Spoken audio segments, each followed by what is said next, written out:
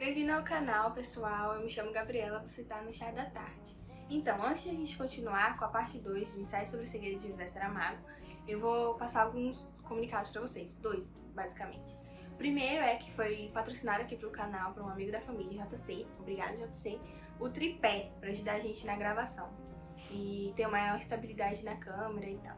O segundo é que quando o canal tiver 500 inscritos, eu vou sortear aqui entre os inscritos R$100 na Amazon de livros de sua preferência, como forma de agradecimento pra vocês. Então é isso. E agora a gente vai pra parte que realmente importa. Eu vou falar um pouco agora dos personagens principais. O livro ele conta com muitos personagens, porque como vocês sabem, eu já falei pra vocês, eles ficam a maior parte do tempo ou na cidade ou na clínica, antigo hospital psiquiátrico. Então eles convivem com muitas pessoas, eles citam muitas pessoas. Mas eu vou citar pra vocês apenas os principais. Começando com a rapariga dos óculos pretos, a rapariga dos óculos escuros. Ele não dá, o José Saramago ele não dá nome aos personagens, ele só coloca características que definem eles. Por exemplo, a rapariga dos óculos escuros, ela é uma prostituta, uma mulher que ela ganha vida se prostituindo. E o livro cita ela como uma pessoa, obviamente, que usa óculos. O tempo todo ela usa óculos escuros. E ela é uma mulher que a família dela é muito religiosa, mas ela acabou ganhando a vida dessa forma, se prostituindo. Ela ganhava muito dinheiro. Tanto que quando ela ficou cega, o livro conta que ela foi dormir com um rapaz, com um homem, e aí no meio da relação deles, ela acabou ficando cega. E ela estava num hotel. Então ela começou a gritar que ela estava cega, muito cega, que não estava enxergando nada. E aí depois o rapaz foge dela, deixa ela sozinha lá e ela começa a gritar desesperada. E é quando a camareira também depois aparece depois no hospital psiquiátrico, também acaba ajudando ela e chamando a polícia. Só que quando chama a polícia não dá muita bola pra ela, justamente por ela ser uma prostituta. Então, na verdade, ela não chega a ser uma prostituta, ela é uma acompanhante de luxo, porque ela não sai se prostituindo por qualquer pessoa. É só aqueles caras com mais dinheiros e tal. Então, a polícia não dá muita bola pra ela, por ela ser uma acompanhante de luxo, e meio que deixa ela de lado e ri da situação dela e zomba da cara dela. E ela acaba depois parando no hospital psiquiátrico. Só que como já tinha alguns casos de pessoas que estavam ficando cegas, ela preferiu não avisar a família dela, que é religiosa, pra família não ficar sabendo da situação que ela se encontrava. Então ela já foi praticamente destinada logo ao hospital psiquiátrico. Tem a mulher do médico e o médico. A mulher do médico, ela é uma dona de casa. Ela trabalha cuidando da casa. Eles não têm filhos, eles não possuem filhos, mas ela começa a cuidar, ela cuida muito bem do marido e da casa. O livro cita bastante ela como realmente uma mulher, né? Realmente uma esposa, porque ela cuida da casa, cuida dele com muito amor. Ela faz isso porque ela quer, não porque ela é obrigada pela sociedade ou por ele. Ela faz porque ela ama. É o prazer dela ser uma dona de casa e cuidar do marido dela. O médico, ele é oftalmologista, ele cuida dos olhos, como vocês sabem. Ele é um médico muito renomado, a relação dos dois é muito bonita. Um respeita o outro, um ama muito o outro. Tanto que ela abre mão de continuar bem, porque ela enxergava, não precisava ir pro hospital psiquiátrico, mas ela abriu mão disso pra ir cuidar dele lá no hospital. Ele passa a ser os ouvidos dela e ela passa a ser os olhos dele, sabe? Porque essas pessoas cegas acabam se adaptando muito rápido com a audição e tal. Então eles começam a escutar melhor as coisas e perceber as coisas melhor. Então ele acaba contando as coisas que ele escuta e ela acaba contando as coisas que ela vê pra ele. Eles acabam trabalhando muito bem juntos. Temos também o rapazinho estrábico, que ele possui estrabismo no olho. Ele foi contaminado com a cegueira na parte do começo do livro, quando o primeiro cego e a mulher dele se dirigem ao oftalmologista. Esse homem contaminando o ladrão, acaba contaminando as pessoas que estavam no oftalmologista nesse dia, tanto que trabalhava lá, como as pessoas da recepção, como esse rapazinho estrábico, que ele acaba indo pro antigo hospital psiquiátrico, e sem a mãe, porque na hora que eles foram pra lá, eles acabaram separando os dois, porque a mãe ainda não estava contaminada e ele já estava, então eles acabaram separando. Também tem, como eu disse, a rapariga de óculos escuros, que também foi contaminada. Tem o caso de esse primeiro homem, que foi contaminado, né, o primeiro cego, ele também acabou contaminando sua mulher. Mas eles acabaram separados também. Primeiro ele chegou no local e ele também acabou encontrando nesse local, na mesma sala, o ladrão que roubou ele. Mas ele só descobre isso mais na frente. E só lá na frente que a mulher dele acaba vindo pro local e eles acabam se encontrando. Tem também o cego da contabilidade e o cego da arma. O cego da contabilidade é aquele cego que eu falei pra vocês, que ele nasceu cego. Mas o Estado ele não estava dividindo as pessoas que já nasceram cegas das pessoas que se tornaram cegas. Ele estava mandando todo mundo junto, no campo junto. Então ele já estava acostumado a ser cego. E esse homem que possuía arma, ele percebeu que esse cara já estava cego há muito tempo. Então eles se juntaram. Ele meio que obrigou esse cara a trabalhar para ele, na parte de racionar comida, de mandar nas pessoas. Ele queria ser o rei de lá, esse cara da arma, só por ele possuir a arma. Então eles acabaram trabalhando em conjunto para tentar mandar no local e eles serem um chefe. Tem também o Cão das Lágrimas. O que era o Cão das Lágrimas? Na hora que eles saem, na parte que eles saem do hospital psiquiátrico, eles vão seguindo uma sequência. Eles vão atrás das casas dos antigos, desse pessoal do grupinho deles, pra ver se eles encontravam a filha deles, os pertences deles e tal. Porque é onde a mulher que enxerga, ela conta pra eles que ela enxerga. Então eles pedem ajuda dela pra irem atrás dos familiares e das suas casas, seus pertences. Nesse caminho, eles têm que ir atrás de comida. E numa das cenas, que eu não vou contar pra vocês, porque senão é spoiler, você tem que ler, que é muito pesada essa parte, mas é muito bom a explicação que o Saramago dá pra gente. Ela acaba presenciando uma cena muito chocante, muito chocante. E ela acaba ficando muito triste, muito deprimida, porque ela consegue enxergar tudo. E ela fica muito depressiva com a cena que ela viu, muito abalada, porque foi muito forte a cena. E então ela senta no chão, ela começa a chorar. Tipo, ela começa a chorar. E aí é quando chega esse cão e ele pega e bebe de sua lágrima, bebe da lágrima dela. E ele acaba depois, ao longo da história, perseguindo ela. Não perseguindo ela, mas tipo, ele vira um companheiro pra ela, entendeu? E ele, pra onde ela vai, ele vai atrás. Então eles acabam virando amigos, né? Melhores amigos.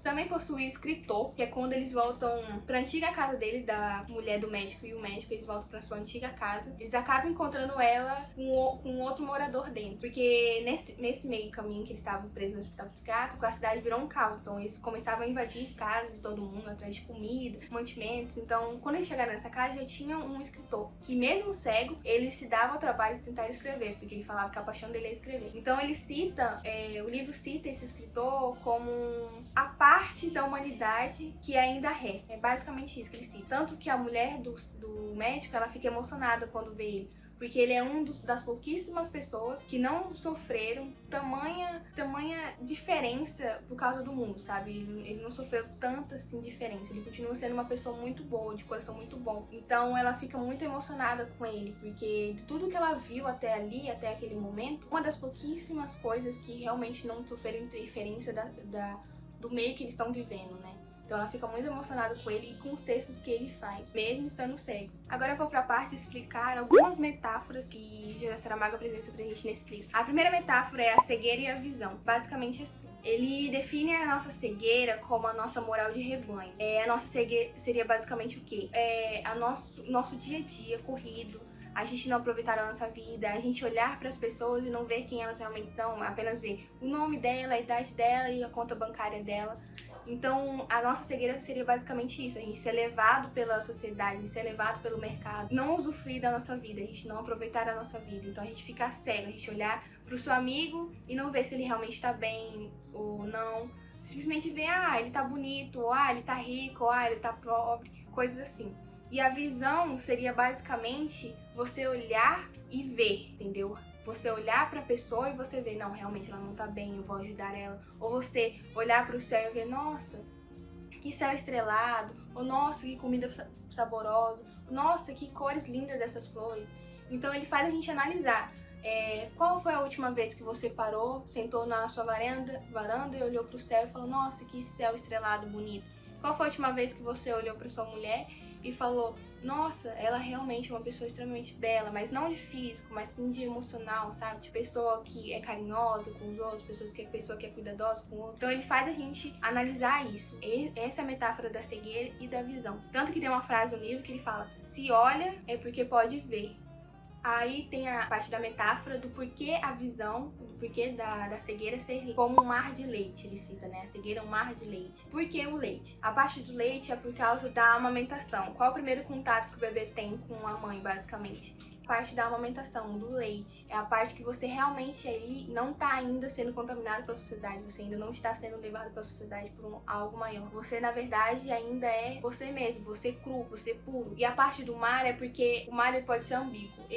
Você pode se aventurar por ele, descobrir novas histórias, descobrir novas terras, descobrir novos animais e se divertir, ou você pode simplesmente se perder e acabar se afogando ali nele. Então por isso que ele fala que é o mar de leite, porque ele cita que o mar, agora que você tá cego, você consegue enxergar coisas que quando você tinha visão você não conseguia ver.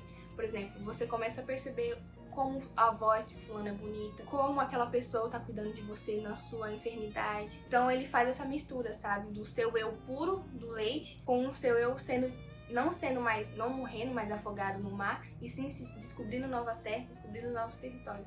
A próxima metáfora é o porquê que a mulher do México é a única no mundo a enxergar, pelo menos, não sei do mundo, né, mas pelo menos naquele convívio daquela cidade. É porque assim, ele explica que as pessoas que foram contaminadas com essa cegueira, elas não faziam coisas porque elas gostavam, elas faziam coisas porque o mercado obrigava elas a fazer. Elas não estavam sendo felizes, elas não faziam aquilo porque elas queriam. Por exemplo, até a criança ali, ela estava fazendo coisas que ela não gostava. Ela tinha obrigação de ir pra escola, ela tinha obrigação de fazer tarefa, ela tinha obrigação de fazer coisas que ela não gostava. E a mulher do médico era a única que ela fazia o que ela gostava. Ela fala que o livro fala, né, que ela gostava de cuidar da casa, ela gostava de fazer jantar pro marido dela, ela gostava de cuidar do marido dela, ela gostava de ser uma dona de casa. Por isso, e justamente por ela não estar tarefada de tanta coisa que a sociedade impõe pra gente, o mercado de trabalho impõe pra gente, ela conseguia olhar para as coisas de forma diferente. Ela conseguia olhar para uma flor e apreciar as pétalas dela, ela conseguia olhar para o céu e apreciar as estrelas. Então, por isso que ela não ficou cega, porque ela ainda conseguia realmente enxergar o mundo. Não foi preciso essa lição na vida dela. Tem também o cão das lágrimas. Por que ele é denominado o cão das lágrimas? E Saramago, ele humaniza o animal. Ele fala como é que o animal pode ser mais humano que um ser humano. Tanto que, quando ela começa a chorar, em volta dela tinha vários outros cegos, mas a única pessoa que vai ajudar ela e consolar ela é o animal. Então ele humaniza o animal e ele faz a gente ter esse pensamento. Como que pode os animais hoje em dia, e no livro, serem mais humanos que o próprio ser humano? Por que os personagens de José Saramago no Ensaio sobre Cegueira não possuem nomes? Ele não denomina nomes para eles e nem idade. O único que possui idade que ele fala, que ele cita ali, é o primeiro cego, porque ele fala porque ele precisa, para dar sequência no enredo, o médico pesquisar e perceber que o homem era saudável, o homem era jovem e tal. Os outros não possuem nome nem idade. E a mulher do médico é a única que dá de entender mais ou menos a idade dela, tem por volta dos 45 anos, mas não deixa explícito. Por quê? O José Saramago, ele quer que a gente passe nesse livro, a gente leia ele e interprete como. Ele não quer que você olhe para a pessoa e veja como que ela é fisicamente, ou como que ela é o nome dela, ou a idade dela, ou coisa assim. Ele quer que você ligue pro personagem em si. Se ele é uma pessoa má, se ele é uma pessoa boa, o que fez ele chegar naquele estado, o que fez ele passar por certas coisas. Então ele liga muito pra isso, entendeu? Pra história de vida do personagem, pro personagem em si, e não pra sua caracterização. Tem também a questão do fogo e da água que o livro cita pra gente. O fogo é quando eles fogem do hospital, o antigo hospital psiquiátrico que tá pegando fogo. Quando eles fogem, o fogo representa um estupim na vida deles, tipo uma barreira ali que eles ultrapassaram. Eles conseguiram fugir de toda aquela situação animalesca e eles conseguem sobreviver aqui. Então é como se fosse um ponto final naquela história e um início novo de uma nova história, sabe? Deles se ajudando, do grupo em si, né? Se ajudando, deles confiando mais uns nos outros, deles se adaptando àquela vida de cego, deles perceberem o mundo de uma forma diferente. E tem a questão da água. Tem uma cena lá que eles estão com muita sede, que eles estão muito suados, muito cansados, e a água chega para molhar eles. A água ali simboliza a esperança. Eles estão limpando estão limpando a alma deles, estão limpando toda aquela história que eles viveram ali dentro do hospital psiquiátrico, que eles sofreram tanto. Tanto que a parte da água já é mais pro final do livro, já é no final do livro, que é quando ocorrem as cenas X importantes, que é a hora que estão lavando a alma deles, estão levando tudo aquilo que eles carregaram durante todo esse tempo e sofreram tanto. Então, a água sinaliza a esperança de uma vida melhor. Bom, agora eu vou falar rapidamente no foco narrativo. O texto ele é em terceira pessoa, que é quando o autor não interfere na história, ele só cita a história. Ele é onisciente seletivo, ou seja, ele é onisciente porque ele sabe de tudo o que está acontecendo, de tudo o que vai acontecer na história, mas ele não interfere diretamente. E o seletivo é porque no meio da história, sim, ele cita algumas críticas em algumas situações que ocorrem. Ele não interfere na história, mas ele cita a opinião dele. Ele fala se não gostou da história, se ele não gostou da situação, o que ele acha, né? Ele cita alguns valores éticos no meio ali da história, mas ele não interfere da história. Por isso que ele é um onisciente seletivo. Ele seleciona o que ele vai opinar, o que ele não vai, mas sem interferir na história. O espaço, ele é o manicômio, ele é a casa e ele é a cidade. O tempo, ele é tempo cronológico, ele segue uma sequência de fatores. Por exemplo, eles ficam cegos, eles vão pro manicômio, eles saem do manicômio. Então, ele segue um tempo, um padrão cronológico. Não tem essa de voltar no passado ou coisas assim. É tudo uma sequência. Agora, para finalizar, eu vou citar algumas frases que o livro apresenta pra gente, que são bem impactantes. A primeira delas: a pior cegueira é a mental, que faz com que não reconheçamos o que temos à frente. A próxima: se podes olhar, vê. Se podes ver, repara. É dessa massa que nós somos feitos, metade de indiferença e metade de ruindade. Mas quando a aflição aperta, quando o corpo se nos desmanda de dor e angústia, então é que se vê o animalzinho que somos. E agora o último: corno consentido é 2 vezes corno. Então, gente, trazendo o livro mais de perto para vocês conseguirem ver, dá de ver, ó, que ele é branco, é todo branco com essa imagem no meio. Essa imagem no meio representa basicamente o caos que estava acontecendo no mundo naquela época, né, que quando começou a ter a cegueira coletiva. Dá de ver ali que cada desses pontinhos representa uma pessoa, um cego, né, no mundo. Tanto que ali ele representa cada um por si, ó. Eles são bem separadinhos, cada um para um lado, ou os que estão reunidos estão amontoados, significa basicamente que eles estão brigando, sabe? Então a capa, ela representa, meio que dá um spoiler pra gente do que acontece no livro. Pra quem não sabe, José Saramago escreveu um segundo livro, que é a sequência desse aqui. É um ensaio sobre a lucidez. Que a capa também, se vocês forem atrás de ver, é diferente, porque é o desfecho desse livro. Esse aqui mostra o caos e lá mostra o desfecho do que aconteceu. Então, a capa também vai ser diferente do outro. Ó, ele tá um pouco gasto aqui, ó, nas laterais, porque ele é um livro que eu usei muito, eu li muito ele. Então, ele tá um pouco gasto. Mas, ó, pra mostrar pra vocês, ó. Aqui é a lateral dele, que é a parte traseira. Ele é um livro pequeno, relativamente pequeno, o tamanho dele. Mas ele é um pouquinho grosso, como vocês podem ver, ó, ele é um pouquinho grosso. Ele tem 310 páginas. Ele tem 310 páginas, mas dá pra você ler tranquilamente. Porque não é um livro cansativo, sabe? Ele até faz você ficar preso na história, porque ele é muito legal, como disse pra vocês. Ele é muito interessante. Mas você lê tranquilamente ele. E ó, ele é assim. E a nota que eu dou pra esse livro, eu dou 10. Porque José Saramago, ele foi muito criativo, ele foi muito inteligente na hora de fazer esse livro. E, como disse pra vocês, né, as metáforas que ele implementa nesse livro é muito, muito inteligente. Então é um livro que faz você ler cada vez mais rápido, porque você se prende na história, você quer terminar pra saber como vai ser o final. E quando você termina, você ainda fica semanas, dias pensando nele e tentando raciocinar o que ele queria dizer com aquilo, sabe, na história. Então é um livro extremamente maravilhoso, eu recomendo pra todos e a nota que eu dou pra ele é 10. E agora, com isso, a gente finaliza aqui o ensaio sobre cegueira de José Saramago. Queria agradecer a vocês por terem chegado até aqui comigo. Aceito opiniões, como eu disse, vou colocar meu Instagram aqui embaixo. Também o Twitter, para vocês terem acesso ao editor, para vocês poderem contratar os serviços dele. E eu espero que vocês tenham gostado.